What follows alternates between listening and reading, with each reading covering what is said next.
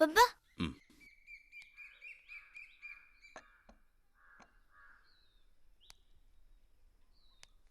ബബ്ബ ബാ ആ ആ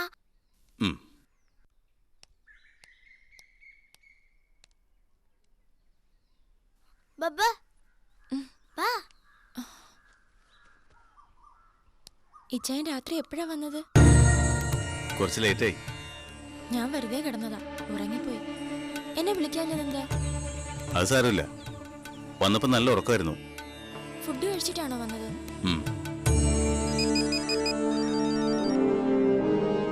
ഹലോ, ആ പറഞ്ഞോളൂ. ആ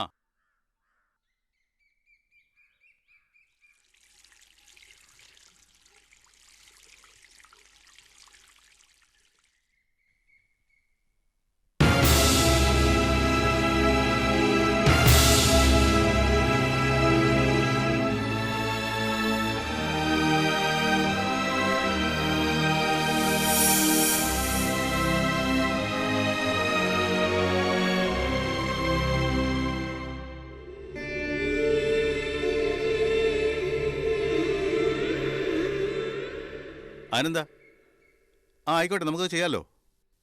ഞാനവിടെ എത്തിയിട്ട് വിളിക്കാം. Okay okay, bye.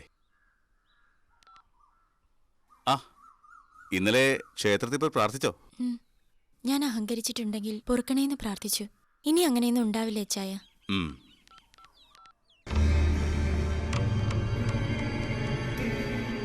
ആ എനിക്ക് നേരത്തെ പോണേ, നീ കഴിക്കാൻ വല്ലതും ഉണ്ടാക്കുക. അതെ, മാല എനിക്ക് ഇഷ്ടമായി. എപ്പോഴാ എന്റെ കഴുത്തിലിട്ടത്? മാലയോ? അല്ല, ക്ഷേത്രത്തിൽ പോവാൻ മാല വേണമെന്ന് പറഞ്ഞപ്പോ ഞാനല്ലോ നിനക്ക് എടുത്തു തന്നെ. ആ ഇത് അമ്മച്ചിയുടെ. ഇനി അലമാറി വെച്ചിട്ട് കാര്യമില്ലല്ലോ. എന്നാ എടുത്തോ. ആ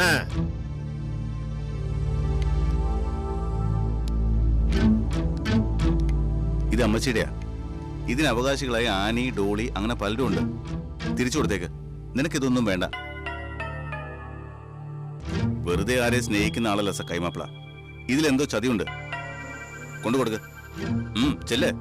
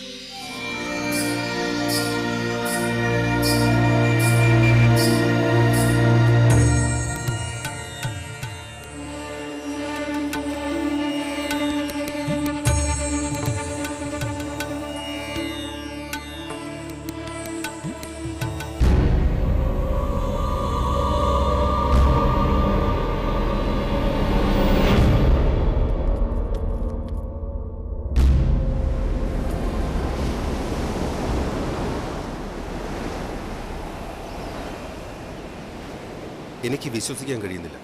ആ കുട്ടി വളരെ ക്വാളിറ്റിയുള്ള ബ്രില്യൻ്റായ സിൻസിയറായ ഒരു പെൺകുട്ടിയാണെന്ന് എനിക്ക് ഉറപ്പുള്ളത് കൊണ്ടാണ്. അല്ലാതെ എന്ത് ഇമോഷൻ്റെ പേരിലായാലും ഡേവിഡിൻ്റെ ലൈഫ് സ്പോയിൽ ചെയ്യാൻ ഞാൻ... ഡേവി, നിനക്ക് എന്ത് തീരുമാനം എടുക്കാം, എന്തും.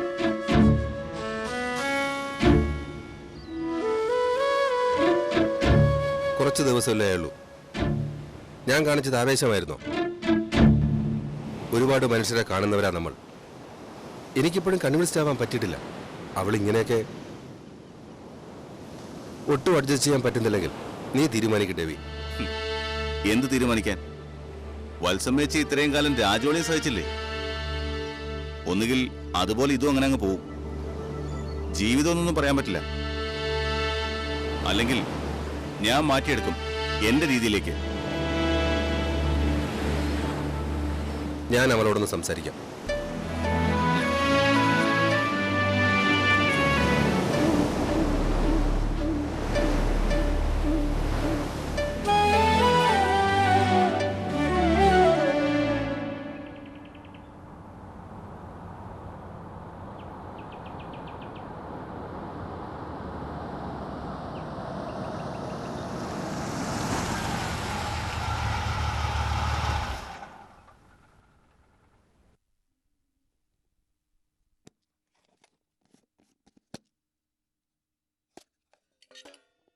ജോലി തിരക്കിലാണോ മോളെ? സാർ ഇരിക്കു സാർ, കുടിക്കാൻ എന്താ എടുക്കേണ്ടത്? ഒന്നും വേണ്ട മോളെ, കുടുംബിനിയായല്ലേ. ആ സൂപ്പർ മാർക്കറ്റിൽ നിന്ന് കൈപിടിച്ചു പോരുമ്പോൾ എന്റെ മകൻ കാരണമാണല്ലോ നിന്റെ ജീവിതം നശിച്ചതെന്ന ചിന്ത മാത്രമല്ല, നിന്റെ കണ്ണിലൊരു സൗമ്യതയുണ്ടായിരുന്നു, നന്മയുണ്ടായിരുന്നു, ഗതികേടുണ്ടായിരുന്നു. പെട്ടെന്ന് ഒട്ടും പ്രതീക്ഷിക്കാതെ അർത്ഥവും സമ്പത്തും ഉണ്ടാകുമ്പോൾ ആരും ഒന്ന് ഭ്രമിക്കും. ചെറുപ്രായമാണ്, അത്രയേ ഞാൻ കരുതുന്നുള്ളൂ. എന്താ സാർ? സ്ത്രീകളെ ഞാൻ ഇങ്ങനെയൊന്നും അല്ലല്ലോ കരുതിയത്. സ്വപ്നം കണ്ടാൽ ഭ്രമിക്കാത്ത ഒരു പെണ്ണുമില്ല രാജ. പക്ഷേ ആർത്തിയാകരുത് മോളെ. ഇല്ല സാർ, ഡേവിച്ചായന്റെ അപ്പൻ സ്വർണം തന്നപ്പോ ഞാൻ വാങ്ങിച്ചു. പക്ഷെ ഞാൻ ഒന്നും എടുത്തിട്ടില്ല. എനിക്കതൊന്നും അല്ല സാർ കാര്യം. എനിക്കിങ്ങനെ ഒരു ജീവിതം കിട്ടിയില്ലേ, എത്ര ജന്മം കഴിഞ്ഞാലാ സാറിനോടുള്ള ആ കടപ്പാട് തീരുക. ആഫ്റ്റർ ഓൾ സ്ത്രീകളെ ഇന്ന് ഡേവിഡ്സന്റെ വൈഫാണ്. നിങ്ങളുടെ ജീവിതത്തിൽ ഇടപെടാൻ മറ്റാർക്കും അധികാരമില്ല. ഈ സിറ്റുവേഷൻ ഉണ്ടാക്കിയത് ഞാനാണെന്ന അധികാരത്തിലുമല്ല പറയുന്നത്. പൊരുത്തക്കേടുകളുടെ ആഘോഷമായിരുന്നു എന്റെ ഫാമിലി ലൈഫ്. അത് തുടങ്ങിയത് എവിടെ നിന്നാണെന്നും എനിക്കറിയാം. ഡേവിഡ്സനെ മനസ്സിലാക്കണം. ഡേവിഡ്സൻ പറയുന്ന അനുസരിച്ച് എന്ന് വെച്ചൊരു പാവയായിട്ടല്ല. ഡേവിഡ്സൻ അത് ആഗ്രഹിക്കുന്ന ആളുമല്ല. പക്ഷെ ഒരു മാറ്റം നമ്മുടെയൊക്കെ അടിസ്ഥാന വികാരങ്ങളിലെല്ലാമുണ്ട്. അതിനെ പ്യൂരിഫൈ ചെയ്തെടുത്താൽ മാത്രമേ ഈ സൊസൈറ്റിയിൽ ജീവിക്കാൻ അർഹരാകൂ. ഞാൻ എന്ത് തെറ്റാ സർ ചെയ്തത്? എനിക്കറിയില്ല. എന്തെങ്കിലും പറ്റിയിട്ടുണ്ടെങ്കിൽ എന്നെ വെറുക്കരുതെന്ന് പറയണ ഇച്ചായനോട്. കുട്ടി തന്നെ ഒന്ന് റിവൈൻ ചെയ്യും. എന്നിട്ടിനി ഇതൊരിക്കലും ഞാൻ ആവർത്തിക്കില്ല എന്ന് മനസ്സിലുറപ്പിക്കും. ഡേവിച്ചായന് എന്നോട് വെറുപ്പാണോ സാർ? ഇവിടെ ഞാൻ തോറ്റു പുറത്താവോ? എന്താ സാർ ഞാൻ വേണ്ടത്? മോളെ ഇങ്ങു വാ. ഒന്നുമില്ല, ഡേവിഡിന്റെ ചില തെറ്റിദ്ധാരണകളാകാം.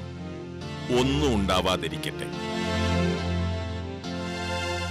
എന്തെങ്കിലും നന്മയില്ലാത്ത കാര്യങ്ങൾ നിന്റെ ഭാഗത്തു നിന്നുണ്ടായാൽ എന്റെ ഈ മകനായിരിക്കും കുറ്റക്കാരൻ. അത് നിനക്ക് ഓർമ്മ വേണം. ഇത് ശാസനയാണ്. ശാസിക്കാനുള്ള അധികാരമുണ്ട്, ഒരപ്പാപ്പന്റെ അധികാരം.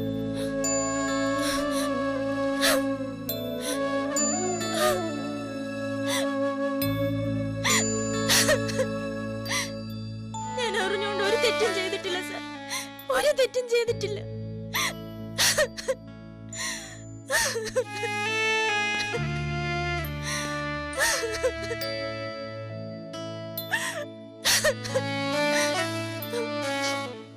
മോള് കരയണ്ട, എല്ലാം ശരിയാവും. ദൈവം നിന്നോടൊപ്പമുണ്ടാകും. നന്നായി വരും, നന്നായി വരും മോളെ.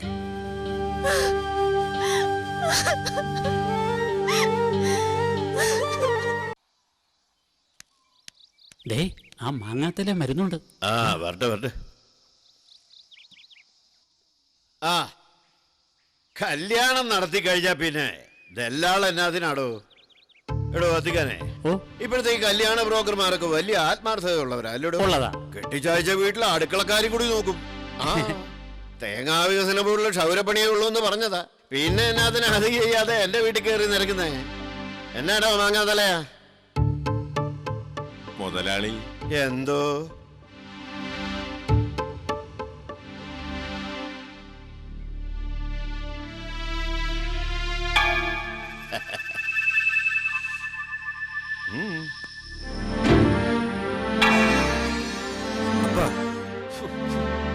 പഴയ ഒരു ബ്രോക്കർ പണിയുടെ കണക്കാ. ഒരു ദേവസ്യക്കുട്ടി ഓർമ്മയുണ്ടോ ആവോ? എനിക്കൊപ്പം മലയിക്കുന്നിൽ പറമ്പ് കിളയ്ക്കാനൊക്കെ ഉണ്ടായിരുന്നു.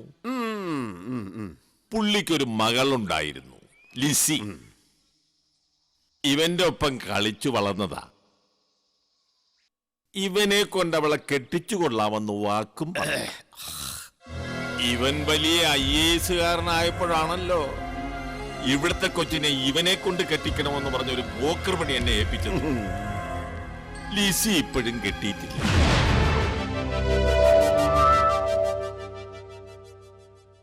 അവളുടെ മനസ്സിൽ എന്തോ പ്രേമമൊക്കെ ഉണ്ടായിരുന്നു ഇവനോട്. ഇപ്പോ ചെറിയൊരു ബ്രോക്കർ പണി കൂടെ നടത്താൻ പോവുക. ഇവനെ കൊണ്ട് ലിസി കൊച്ചിനെ കെട്ടിക്കുക. അപ്പാ ഇത് പറയാനാണോ ഔസേപ്പ് കുട്ടിയാളുടെ IAS തിരുവേനും കൂടി കൂടെ എഴുതണ്ടേ? ഒപ്പിട്ട് തരാം. 1000 വട്ടം ഒപ്പിട്ട് തന്നേക്കാം. അല്ലയോടെ വത്തിക്കാന്. ഓ ഉള്ളതാ.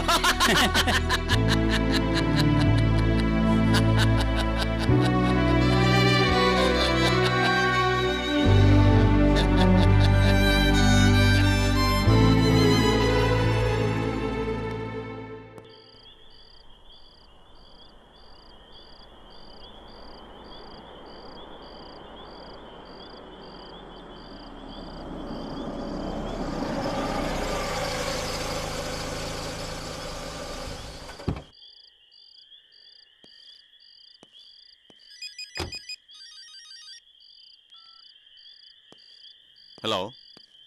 ആ ആ എൻ്റെ തെറ്റിദ്ധാരണയാവട്ടെ, അത് തന്നെയാണ് വേണ്ടത്.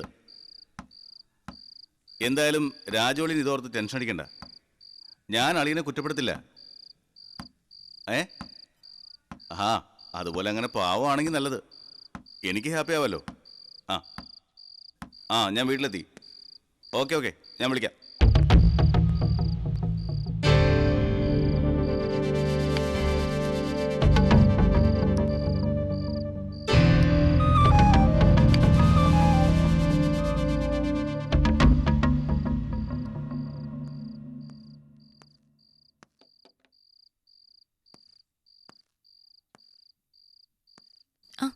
ഇച്ചായം വന്നോ? ആർക്കിടെക്ചറിലാണോ ഇൻട്രസ്റ്റ്? എഞ്ചിനീയറിംഗ് ആയിരുന്നു എനിക്ക് താല്പര്യം. രാജൻ സാർ പറഞ്ഞിട്ടാ സിവിൽ സർവീസിനോട് ഒരു മോഹം തോന്നിയത്. നല്ല രീതിയിലാണെങ്കിൽ എല്ലാം നടക്കും. ഞാൻ മോശമായിട്ട് എന്താ ചെയ്തത്?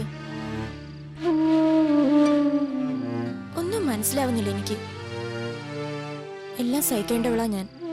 അതുകൊണ്ട് സഹിക്കുന്നേ ഉള്ളൂ. അതുകൊണ്ട് നീ എന്താ മീൻ ചെയ്തത്? ഞാൻ ഇപ്പോഴും നിന്റെ തെറ്റ് നിനക്ക് മനസ്സിലായിട്ടില്ല. നിന്റെ മനസ്സിലാ നിന്റെ തെറ്റ്. രാജോളിയം വിളിച്ചു പറഞ്ഞപ്പോ ഒരു വീണ്ടും വിചാരം നിനക്ക് ഉണ്ടാവുമെന്നാണ് ഞാൻ കരുതിയത്. എനിക്കറിയില്ല, എനിക്കൊന്നും അറിയില്ല. ഞാൻ കഴിക്കാൻ എടുക്കട്ടെ? വേണ്ട.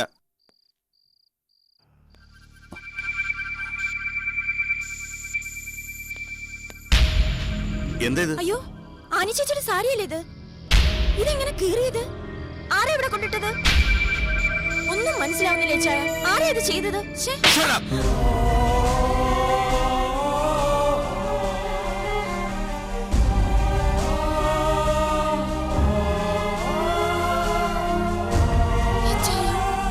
കള്ളിയാ നീ. മറ്റുള്ളവരുടെ മുമ്പിൽ അഭിനയിക്കാൻ നിനക്ക് നന്നായിട്ട് അറിയാം അല്ലേ? ഞാൻ എന്ത് അഭിനയിച്ചു? മിണ്ടരുത് നീ. മനസ്സ് ഇത്രയും ദുഷിച്ച ഒരാളോട് 10 മിനിറ്റ് പോലും സംസാരിക്കാൻ താല്പര്യമില്ലാത്തവനാ ഡേവിച്ചൻ. എന്നിട്ടും നിന്നെ ഞാൻ സഹിക്കുക. ഒരു ഭർത്താവിന്റെ അവകാശത്തോടെ നിന്നെ ഞാനൊന്ന് തൊട്ടിട്ട് പോലുമില്ല. എനിക്ക് ബോധ്യപ്പെടുന്ന ഒരു സ്ത്രീ ആവുന്നതുവരെ ഒരേ മുറിയിൽ കഴിയുന്ന 2 അപരിചിതരാണ് നമ്മൾ.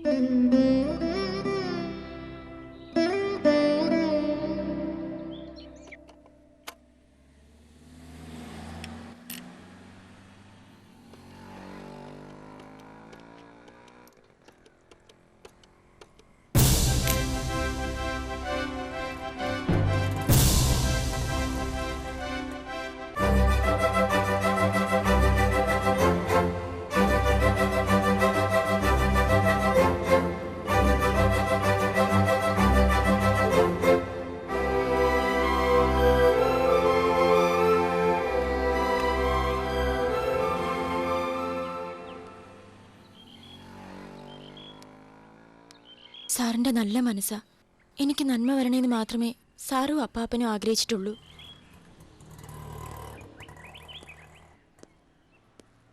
ഡേവിച്ചൻ ഇന്നലെ വളരെ കൺവിൻസ്ഡ് ആയിരുന്നല്ലോ.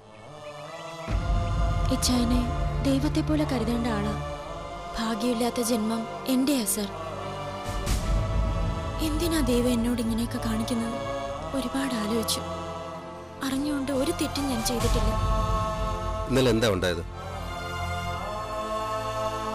ഇച്ചായന് ബോധ്യപ്പെടുന്ന പെണ്ണാവുന്നത് വരെ യാതൊരു ബന്ധവും ഇല്ലെന്നും ആർക്കൊക്കെയോ വേണ്ടി ജീവിക്കുകയാണെന്നും. എങ്ങനെയാ ഇച്ചായന് ബോധ്യപ്പെടുന്ന പെണ്ണാവുന്നതെന്ന് എനിക്കറിയില്ല. അതിനുള്ള മെച്യൂരിറ്റി എനിക്കില്ല.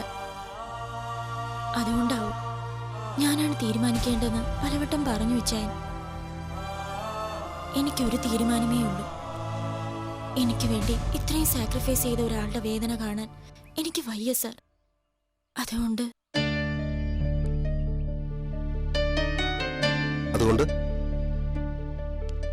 എനിക്ക് സാറിനോടൊരു കമ്മിറ്റ്മെന്റ് ഉണ്ടല്ലോ. അഭിപ്രായം ചോദിക്കാനല്ല, തീരുമാനം പറയാനാ ഒന്ന് കാണണമെന്ന് പറഞ്ഞത്. എനിക്കിതിനുള്ള യോഗമില്ല സർ. എന്റെ വിധി വേറെന്തൊക്കെയോ ആണ്. NSM സ്കൂളിൽ SSLCക്ക് റെക്കോർഡ് മാർക്ക് വാങ്ങിച്ച പെൺകുട്ടിയാ ഞാൻ. എൻട്രൻസും സിവിൽ സർവീസും ഒക്കെ ആയിട്ട് ഒരു വലിയ ആളായി എന്നെ വന്ന് കാണണമെന്ന് പറഞ്ഞ് ഹെഡ് മിസ്ട്രസ് പൂച്ചണ്ട് തന്നുവിട്ട ശ്രീകലാ മനോഹരന് ഇങ്ങനെയൊന്നും സംഭവിക്കില്ലല്ലോ. എന്റെ വിധി വേറെ എന്തോ ആണ് സർ.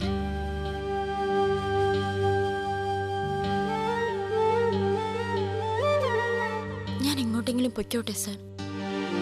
ഇച്ചായനെ വേദനിപ്പിക്കാൻ നിൽക്കാതെ